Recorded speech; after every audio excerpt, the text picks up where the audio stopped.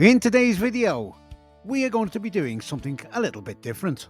We're going to be taking you along for the ride to do 4 deliveries and the collection and show you what happens when things go wrong. As you've already seen, we've had a very early start from Toddington services on the M1 southbound.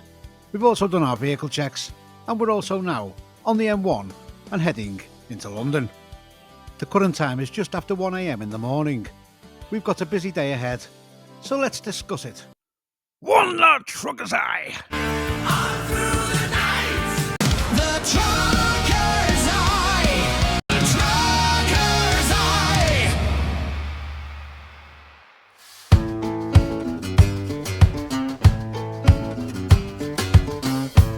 So this video is actually aimed at everybody, but one of the ideas behind making it was to show prospective new truck drivers exactly what a day might entail for you.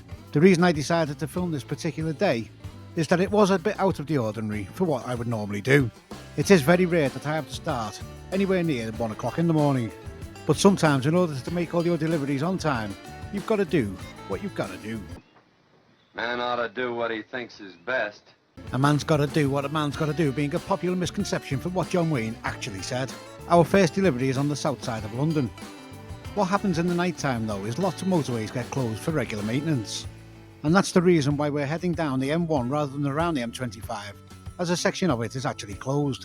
And even at 1:20 in the morning, you can still see that there's traffic built up around the closure.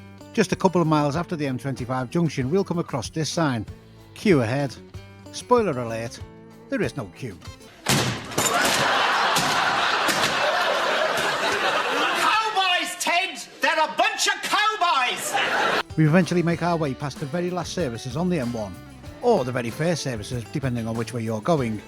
But does anybody actually remember the name of the services before they changed the name to London Gateway? Originally opened in 1969, the services were originally called Scratchwood Services. Scratchwood. No wonder they changed that name. Shortly before the end of the M1, we'll take Junction 2 onto Great North Way. If I ever take the M1 right to the very end, it always reminds me of when Princess Diana's funeral cortege stopped to remove flowers from the windscreen. With so many thousands of people lining the route, the motorway was the first opportunity that the heirs had to clear the flowers off the windscreen. It appears to have come to a halt for a moment, perhaps to clear those flowers from the windscreen.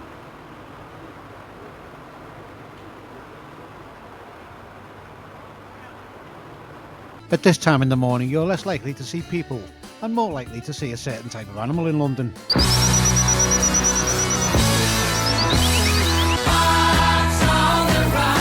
And there are loads of them, roaming the street while you sleep. During the busy daytime, this road can certainly be interesting if you're driving a HGV or even a bus. Some of the bumps on this road are absolutely hideous, and you might just be able to recognise that from the headlights bouncing up and down. But there's something even more, let's say, interesting about this road. There are a few sections on this road in which the left lane completely narrows.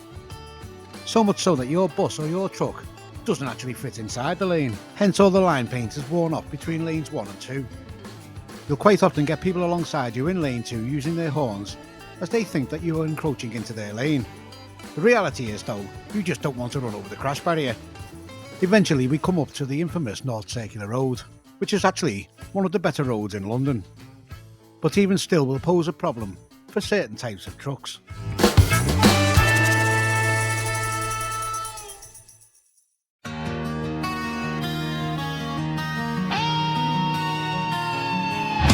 So even though the North Circular A406 is one of the better roads for trucks in London, you do have to watch your height.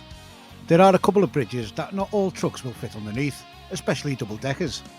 If you are wanting to be a truck driver, or indeed have just passed your test, it's always good to make sure that you know the height of your vehicle, but every vehicle is actually different. Most trailers these days will have a designated height written on the front of the trailer. Personally, I tend to add 6 inches to the height of any trailer, and that way you won't be coming a cropper anywhere soon. As you can see, the height of this bridge is 15'6", but this morning I'm running with a trailer that's only 13'9" high, so we're all good. A colleague of mine also left Toddington services about 10 minutes after I did. However, he had a 15'7" high trailer, so he was unable to use the North Circular to get to his destination. He was heading for the M2 motorway, so instead opted for the anti-clockwise section of the M25 around the south side of London. I was heading for the Blackwall Tunnel, and little did I know that once we got round the A406, there were going to be problems ahead. Let's get around to that A12. Moon's my witness, stars my crew, chasing shadows, painted blue. Every mile's a question mark, every turn's a shot in the dark. I don't need no reason why. The horizon's just a place to try.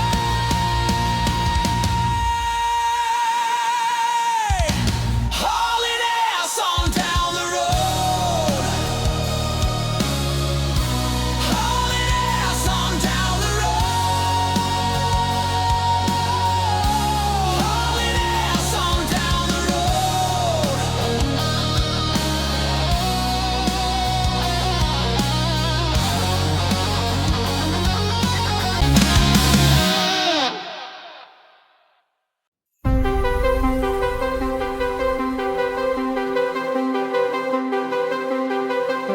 So we're now heading south on the A12 towards the Blackwall Tunnel, and it's here that our problems are about to start. What? You might have noticed earlier there was a sign on the A406 telling us about the Blackwall Tunnel being closed. These days we also have the benefit of the Silvertown Tunnel, so it really wouldn't matter if the Blackwall Tunnel was actually closed. But whilst the signage on the A406 was telling us about the future dates that the Blackwall Tunnel will be closed, they didn't mention this, and neither did Google Maps or the TomTom sat-nav in the truck. So it came as a complete surprise to me when we were forced off the A12 near to Stratford. As normally is the case, there was a diversion route sign posted, so not too much to worry about at this point. Another diversion sign telling us to bear right. At this point I'm unsure how long a section of the A12 is actually closed, but I presume the diversion route is taking us off and bringing us back on a little bit further down the road.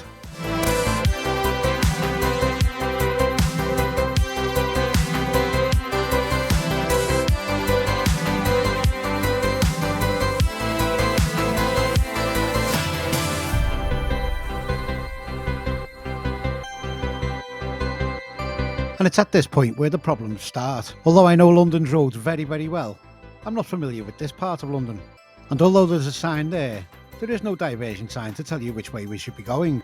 But turning left at this junction wouldn't be possible with an articulated truck anyway. So it's a case of following the traffic. You're going the wrong way! He says we're going the wrong way. How would he know where we're going? Yeah, how would he know? Thank you. Thanks a lot. Obviously, driving in London in the early hours of the morning, there is far less traffic on the road than the daytime, so you might think it'd be more beneficial for trucks to deliver at night time in London. But in fact, HGVs are not allowed down very many of the roads around London, including the one on the left. On the first part of the diversion, you might have known that there were controlled zone signs. That means that lorries aren't allowed down there until 7:30 in the morning. Following the diversion, we had little choice, but we did at that junction because we could go straight ahead, so we couldn't follow the flow of the traffic. We were all obviously trying to get back onto the A12. The next road on the left is also a 7.5 ton road, but this time it's except for access. And as we're not accessing anything down that road, we're not allowed down it. So once again our hand is forced and we have to go straight across. Thank you! Clearly now though, we don't seem to be heading back towards the A12. And since there was no diversion sign at that junction where we turned right, one can only assume we're going the wrong way. You're going in the wrong direction!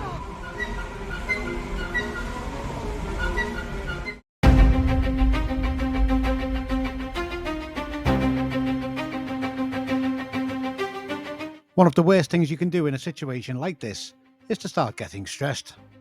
As you can see, we've once again inadvertently stumbled into a control zone. What? What? The other thing you mustn't do either is blindly trust your sat-nav. My truck sat-nav is trying to take me straight across this road, but as you can see it's another 7.5 ton except for access. So I'm now working on the theory if you keep turning the same direction, you'll come back to where you were in the first place. So that's why I turned left. And sure enough, we come down the road that we couldn't turn down earlier, in the lorry control zone. And sure enough, we end up back at the junction where there was no signage to tell us which way the diversion went. The road on the left being the road that we came out of earlier on. Taking another look at the junction, if we'd have had to turn left, it probably wasn't doable at all, so we had to go right anyway. But obviously there's no problems coming straight across from this direction. And look once again, the diversion would have sent us into yet another lorry control zone. If you want information on the lorry control zone, then Google London Lorry Control Scheme. But take a look on this next roundabout. It's another diversion sign, meaning thankfully we're back on the actual diversion route, as that diversion route takes us all through another control zone. One of the good reasons for having a dashcam is that you can keep the footage from these events, just in case there's any penalties coming your way down the line. Hindsight is a wonderful thing. Now, had they put signage up on the A406 to tell us that the A12 had a closure, we could have all easily have gone straight down the A406 and onto the A13. Thankfully though, we're taken back to the A12 and able to get on it and through the Blackwall Tunnel.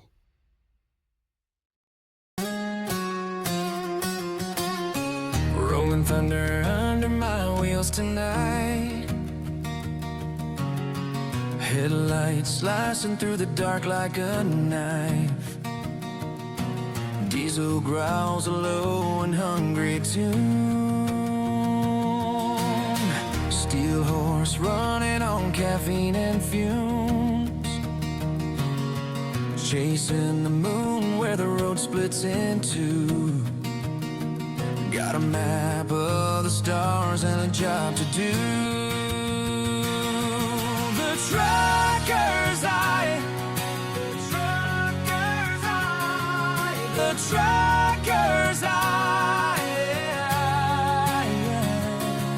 The trucker's eye.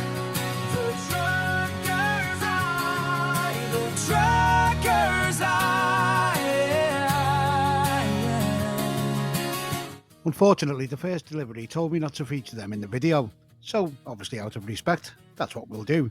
So we cleared that first drop off, and also the second delivery here at Little Belvedere. It was now just after 4:25 in the morning, and we already had 2 of our deliveries done, with 2 more to go. And it was back over to the north side of London to get the next delivery done. It's not often, even at this time in the morning, that you see Dartford Crossing so empty, and it really is great to get a nice clean run through the tunnel. Also at this time in the morning, the company doesn't have to pay the toll for the Dartford Crossing. Just in case you aren't aware, you can cross the Thames via the Blackwall Tunnel, the Silvertown Tunnel, or the Dartford Crossing between 10 PM at night and 6 AM in the morning, free. So let's get back across the river and onto the north side of London. The trucker's eye sees the world roll by through rain and shine under endless sky. From the mountains tall to the plains so wide, the trucker's eye won't let the dream die.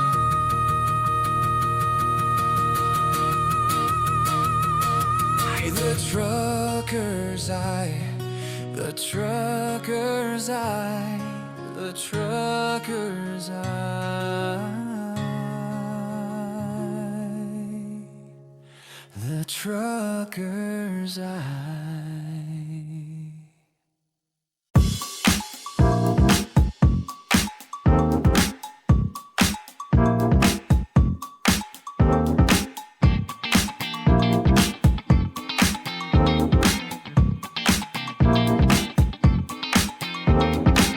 Now I can probably guess what you're thinking. What's with the funky music? Well, with the time currently being 4:35 in the morning, and the next delivery I've got doesn't accept deliveries till after 8 o'clock, that means I'm going to get a 3-hour split rest in, and that means we can catch up with some of the sleep we lost getting up at stupid o'clock in the morning. Although you can't see it, I'm dancing right now. So after hoofing it down the A13 and back around the A406 yet again, we pull into a lay-by a couple of miles away from our next delivery.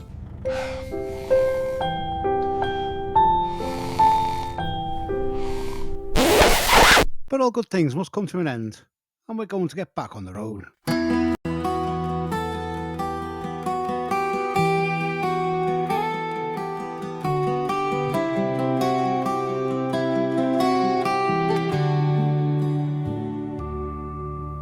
Motorways jammed and we're stuck in traffic.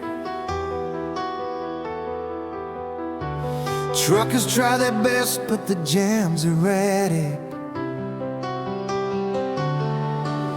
Delivery time slipping all the time. But get there safe, it'll all be fine. But there ain't no thanks, and there ain't no dough. There's loads of hours, but it's not all go on the road.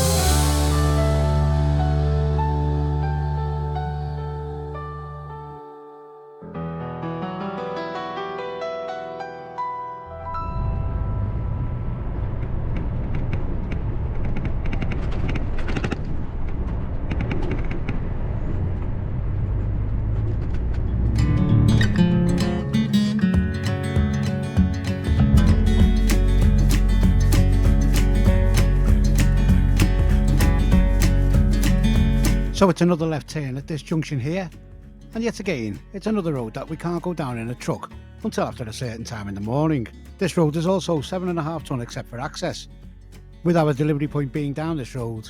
That allows us access along this road.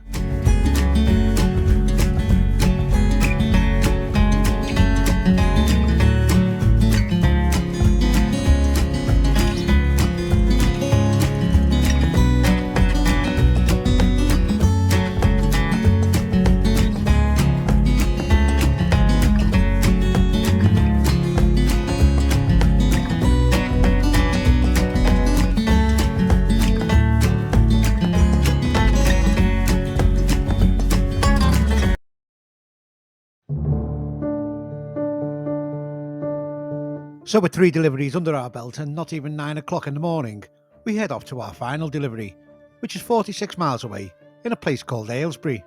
Before we leave London, we get to witness some of the shocking driving talent that's around. London is the only city in England where pavement parking is banned. However, there are some places where they do allow it. Parking on zigzags certainly isn't allowed. But just take a look at this. Not 1, not 2, not 3, but 4 cars parked on zigzags. And all parked right outside the primary school too. Just a few hundred metres along the same road, we come past another school, and yet more sterling driving ahead. But finally we do make our way out of London and back onto the M25 heading towards the A41, eventually arriving in Aylesbury around an hour later. Now the next delivery certainly is interesting to say the least. Along this short approach road towards the Tesco superstore, you need to dominate both lanes as we're going to be turning right at the roundabout ahead. And as we make our way through the gate, you can see that it's pretty much a free-for-all for everybody parking. You can see a red car just on the left, and that is the road that we'll need to reverse down. Luckily enough, the company at the end of the road don't actually mind you turning round on their forecourt, but it is absolutely necessary to do so, as otherwise you wouldn't be able to reverse down the road. Whilst one of the vehicles is being moved into the place that we're going to be reversing into, another van pulls up and parks right in the space that we're going to need to do the reversing. Once we get him ejected, we can get on with the reverse and get down and tip these last few pallets. One of the companies operating out of this site distributes parcels.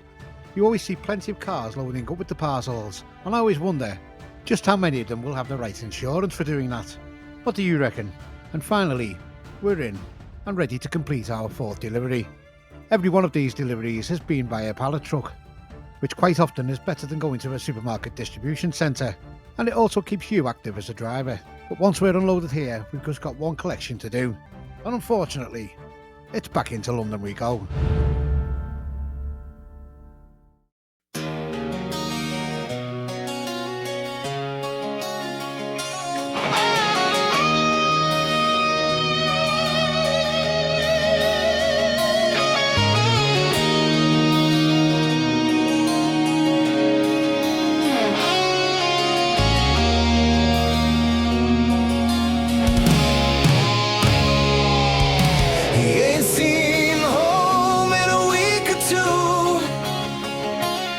Just a driver on the road and a job to do. Rolling down the road with nothing to lose. A trucker all his life and never the blues. Ask him if he changed his life. He'll say no, I wouldn't think twice. He'll be trucking along till the day he dies. He ain't never seen nothing else but the road. He started very young and now he's old. Everyone's a stranger, or so I'm told. He's the friendliest old man with a heart of gold. He's a trucker with a heart of gold. Just a trucker with a heart of gold. And he's got a job to do.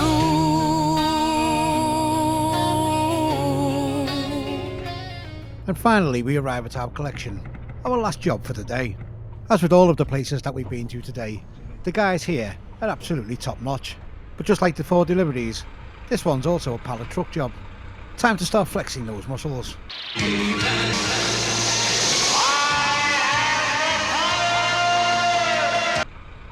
The guys will move the silver car which has been strategically parked so that they can get their lorries in, which really helps us out.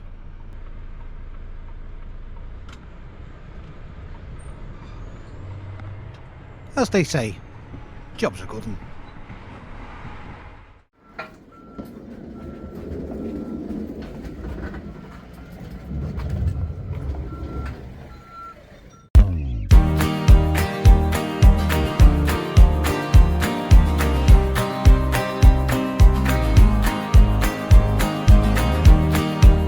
Once we were locked and loaded, there was only one thing left to do, and that was to head as far back as we could towards base.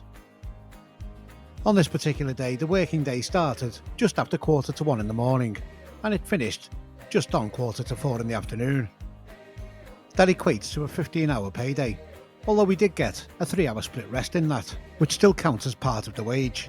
We would eventually land at Warwick Services, and that's where we spent the night.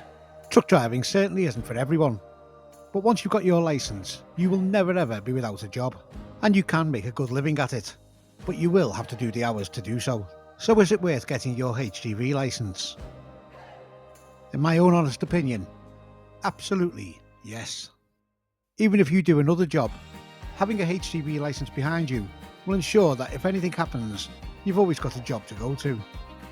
I do hope you've enjoyed this different kind of a video, and it's time for us to get on the road and off to another video somewhere else. A massive thank you to anybody who likes, comments or shares these videos, and also to all the subscribers who have joined the channel. Once again, the biggest shout out goes to the people who bought me a coffee using the QR code on screen right now. Obviously, there's no obligation to do so. If you're interested in hearing some of the full songs as used in this video, you'll be able to hear them all absolutely free from the 28th of November on all music streaming sites, just by searching The Trucker's Eye. But for this video at least, we're out of here. I'll see you all next time. One Trucker's Eye!